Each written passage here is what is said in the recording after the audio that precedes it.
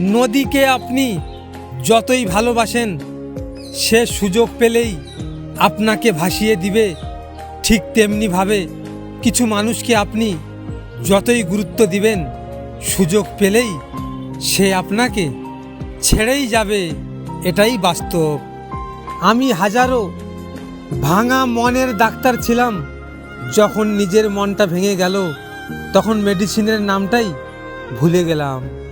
বয়স বাড়ার সাথে সাথে বাড়ির লোক আমাদের হাতে পেন্সিল ছাড়িয়ে পেন ধরিয়ে দেয়, এটা বোঝার জন্য যে একবার ভুল হলে আর মুছে ফেলা যাবে না।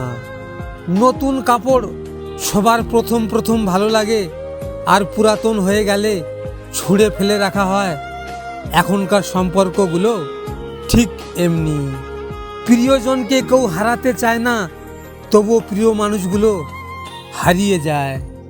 মনের ভিতর ভালোবাসাটা যতটা গভীরে স্থান দখল করে নিবে, ঠিক ততটাই মনটাকে শক্ত করে নিতে হবে। কেননা যখন ভালোবাসা ছেড়ে চলে যাবে, তখন কষ্ট সহ্য করার মতো ক্ষমতাও রাখতে হবে। একই রাস্তা দিয়ে কিছুদিন চললে সেই রাস্তার উঁচু নিচুগুলো চেনা যায়, কিন্তু একটা মানুষের সাথে বছরের পর বছর কাটালেও তাকে পুরোপুরি চেনা যায় না। ধাক্কা দিয়ে ফেলে দেওয়ার মতো মানুষের অভাব নেই, কিন্তু পড়ে যাওয়া মানুষের হাতটি ধরে টেনে তোলার মতো মানুষের বড় অভাব।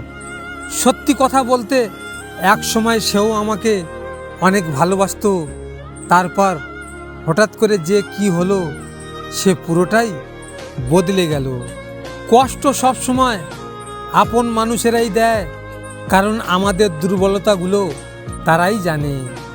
আমি ছিঁড়ে ফেলেছি ডায়েরির পাতা, যেখানে লেখা ছিল হাজারো স্বপ্নের কথা।